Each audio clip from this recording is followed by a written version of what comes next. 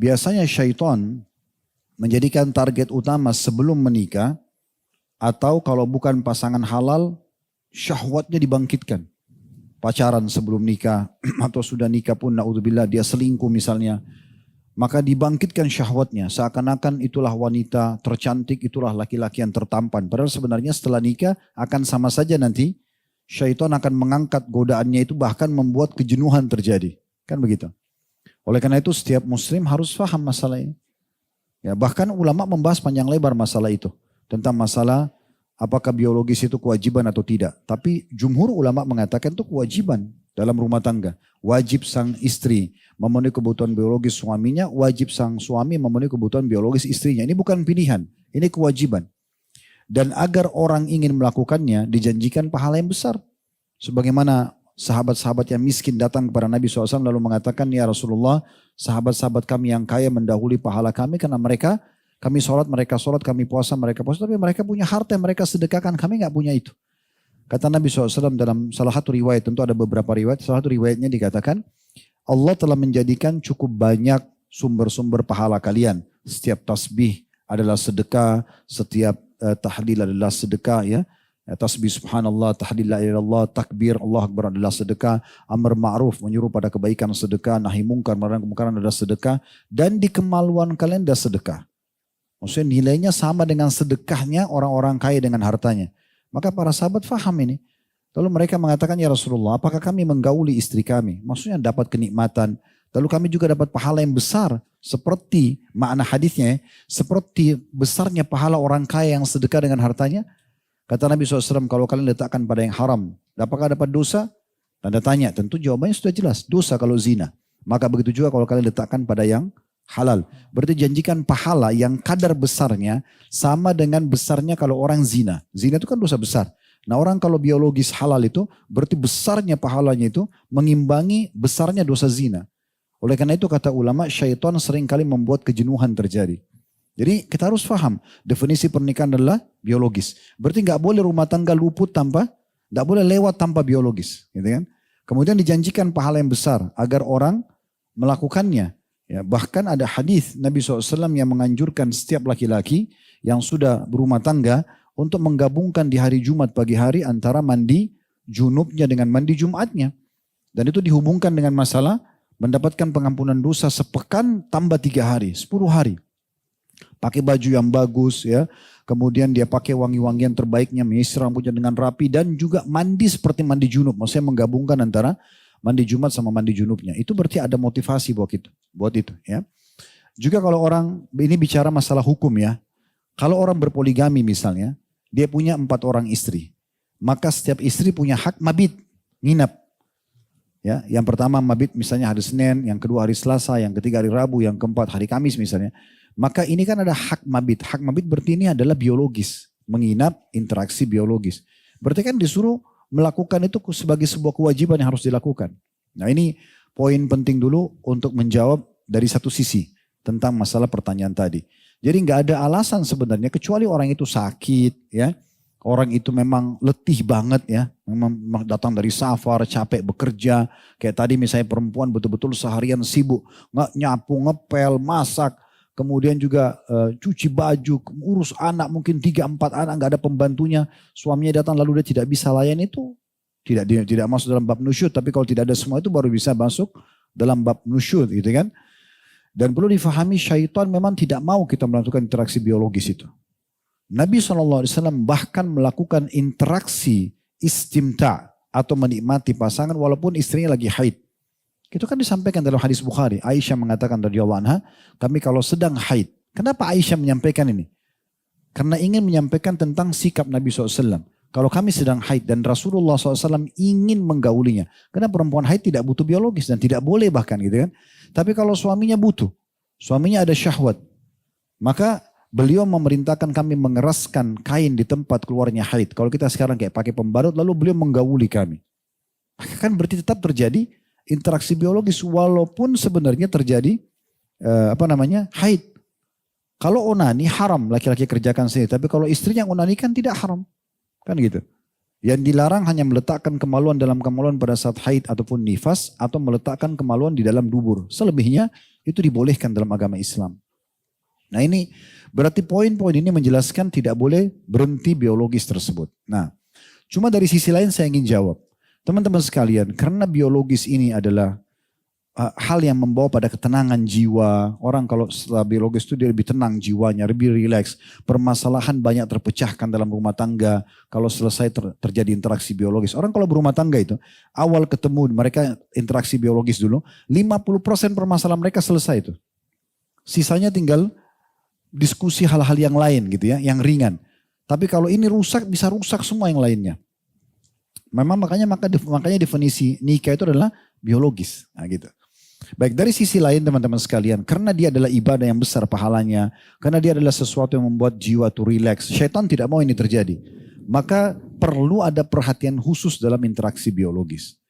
Kalau pasangan kita tidak ingin melakukan interaksi biologis, kita harus lihat dari dua sisi. Internal kita dan eksternal kita. Internal itu diri kita sendiri, eksternal adalah pasangan kita. Internal dulu dimulai. Ada masalah apa dengan saya nih? Kenapa pasangan saya tidak mau ciuman? Kenapa pasangan saya tidak mau pelukan? Kenapa pasangan saya tidak mau biologis? Kita introspeksi diri dulu. Tanya kepada dia, buka komunikasi. Komunikasikan, ada apa? Ada masalah apa? Ada yang salah?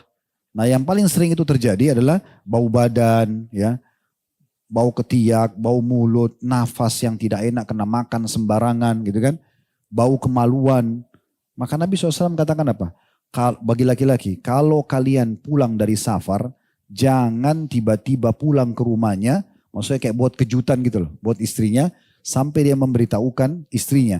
Agar istrinya sempat menyisir rambut dan mencukur bulu kemaluan. Karena umumnya terjadi interaksi biologis. Kan gitu. Jadi itu peringatan dari Nabi alaihi salatu wassalam. Jadi harus kita perhatian khusus masalah ini. Internal jaga semua itu. Makanya dikatakan Nabi SAW, beliau bersabda dalam hadis, dicintakan dunia kalian ini. Artinya saya masih mau hidup di dunia ini karena dua hal. Yaitu karena adanya wanita yang dicintai, istri, ibu, anak perempuan, saudari, dan wangi-wangian. Kita disuruh pakai parfum, pakai roll on, pakai parfum.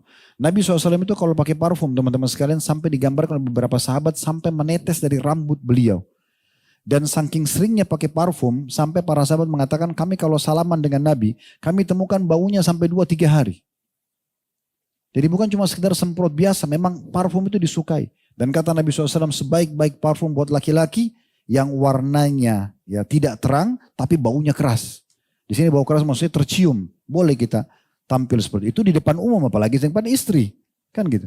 Semprot semua badan.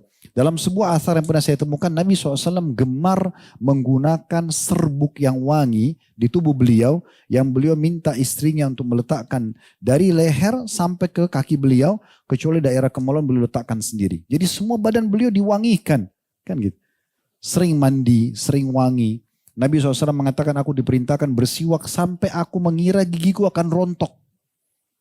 Bukan sekali dua kali sikat gigi, sering kali begitu. Kalau sedikit sudah nggak nyaman, habis makan langsung sikat gigi. Kumur-kumur. Jadi selalu nyaman. Dalam riwayat Bukhari disebutkan Nabi SAW setiap kali mau masuk ke dalam rumah yang pertama beliau lakukan adalah bersiwak. Berarti menjaga bau mulutnya. Karena itu sensitif bagi pasangan. Itu internal kita. Jadi selalu pakai baju yang terbaik, selalu wangi, sisir rambut yang rapi gitu kan. Itu bagus banget. Itu penting sekali untuk diperhatikan. Karena banyak orang tidak perhatian masalah ini. Nah kemudian secara eksternal itu adalah bagaimana pasangan kita sendiri. Eksternal gitu kan. Artinya dia mungkin ada hal yang dia tidak suka. Mungkin selama ini dia berharap penampilan kita pakai baju kaos ini. Atau kalau suami, kalau istri mungkin pakai baju tidur yang model tertentu. Yang warna tertentu. Mungkin ada parfum yang kita pakai dia gak suka gitu kan. Gak ada salahnya diskusikan. Kalau mau beli parfum kita semprotin cium. Ini kamu suka gak? Jadi kalau parfum buat antum pakai sama istri. Biar yang dia suka. Parfum yang dia pakai biar antum yang suka. Dan bukan aib teman-teman. Antum ikhwah yang beli baju tidurnya istri antum. Gak ada masalah. Beli belanja yang antum suka biar dia pakai. Jangan dibiarkan pakai seperti yang dia mau. Kalau dia terbiasa dulu sebelum nikah pakai daster, dia pakai lagi setelah nikah. Antum tidak suka daster, tapi antum gak enak mau ngomongin. Ini jadi masalah ini.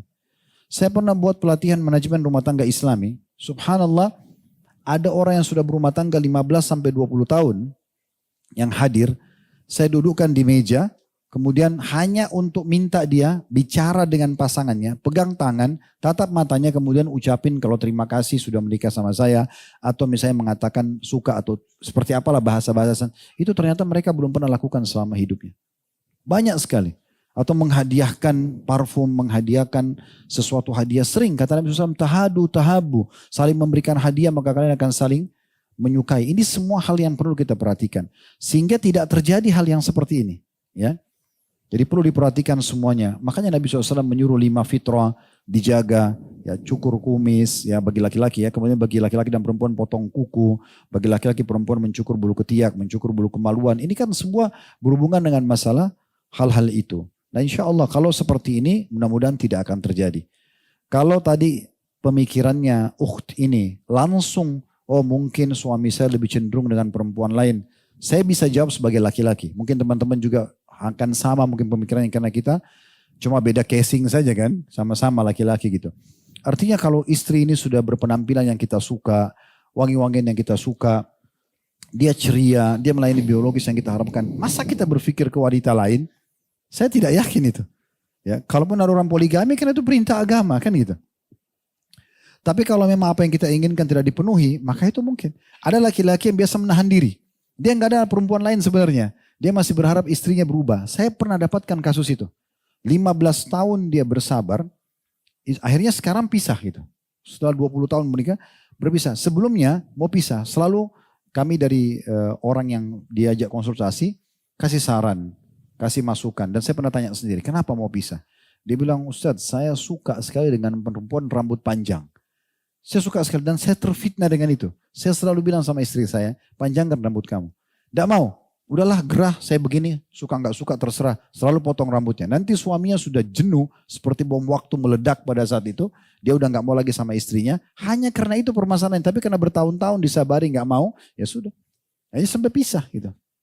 Atau tidak menjaga badan, tidak mau olahraga, tidak mau menjaga kesehatannya. Ini aneh juga ini, kan gitu. Dibiarin badannya tidak baik, penampilannya. Itu memang pasti akan, apalagi kalau masih terfitnahkan ya. Salah satu laki-laki atau perempuan terfitnahkan suka lihat media, lihat laki-laki yang badannya bagus atau lihat perempuan yang badannya bagus. Pasti dia akan menilai, akan dibandingkan dengan pasangannya. Ya kita harus tampil sebagai orang yang prima semaksimal yang kita mampu. Gitu kan? Apalagi olahraga itu sehat, wangi itu bagus gitu kan, bagian daripada agama gitu kan. Nah seperti itu.